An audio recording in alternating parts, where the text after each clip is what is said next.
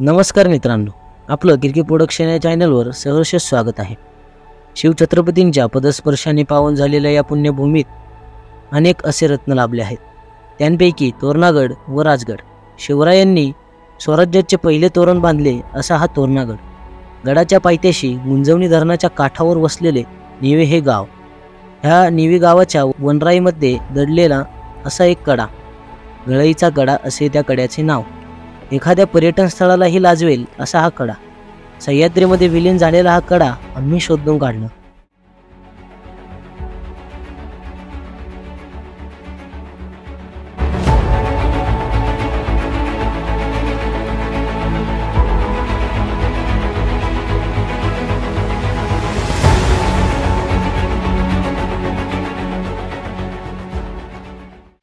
आता आपण समोर बघताय बघा औषधी असतात जुन्या वाड्याचे. हे स्वतंत्रपूर्व काळातली गरज, म्हणजे ज्यावेळी गाव हे संकल्पना नव्हती, असे वाडे करून माणसं राहायचे. त्यावेळी या म्हणजे जे माणसं राहत होती त्यांना पाण्याचा जो प्रश्न असायचा, त्यासाठी पहिले नॅशनल झरा होते. आपण समोर बघतो ते नॅशनल झरा बघा तिथं पुढे. म्हणजे विहीर वगैरे हे क्वचितच असायचं. ही संकल्पना पहिली नव्हतीच मुळात.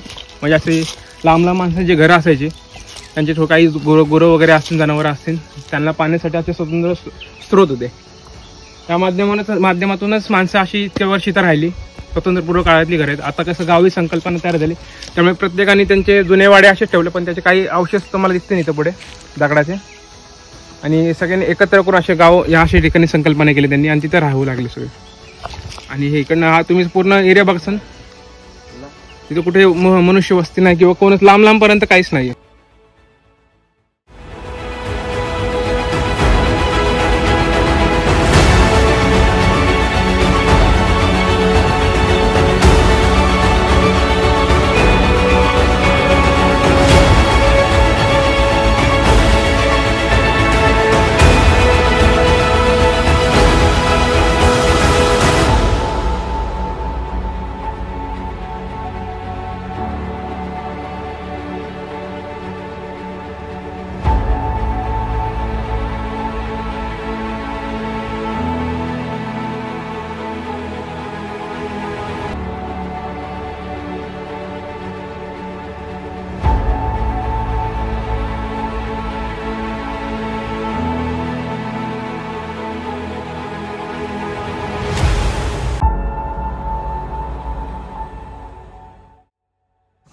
या 2 तासाची पायवाट करून आपण इथपर्यंत आलो. म्हणजे जी गोष्ट आपल्याला बघायची होती ती हे बघा, गुफा.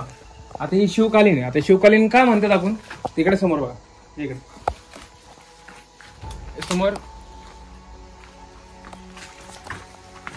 स्वराज्याचं तोरण जिथं बांधलं महाराजांनी, हा तोरणागड, त्याच्या एक्झॅक्ट समोर एक गुफा आहे. आणि पूर्णपणे शिवकालीन, म्हणजे कोणी बनवलेली नाहीये.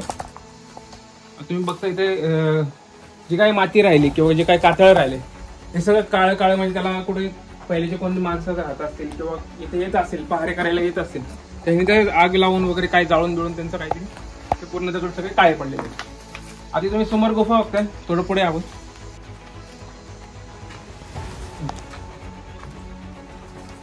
आतमध्ये बघा तुम्ही, प्रचंड म्हणजे सांगता येणार नाही आपल्याला की केवढी मोठी असेल. पूर्ण गुफा आहे. पुढे घ्या थोडं.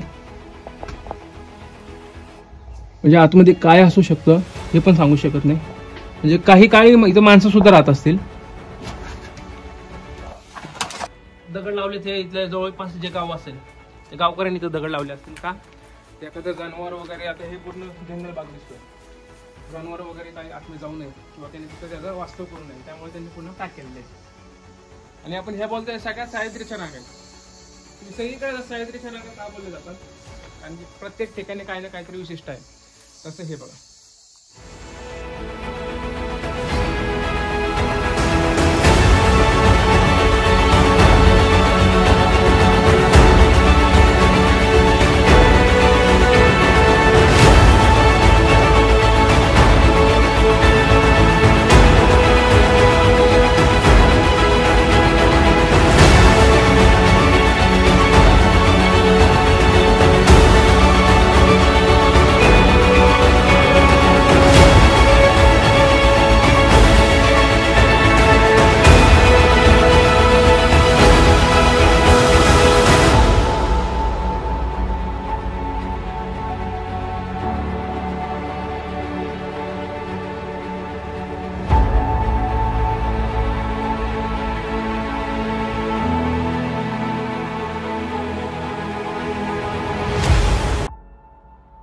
का जायचं कोकण आणि काय जायचं गोवा?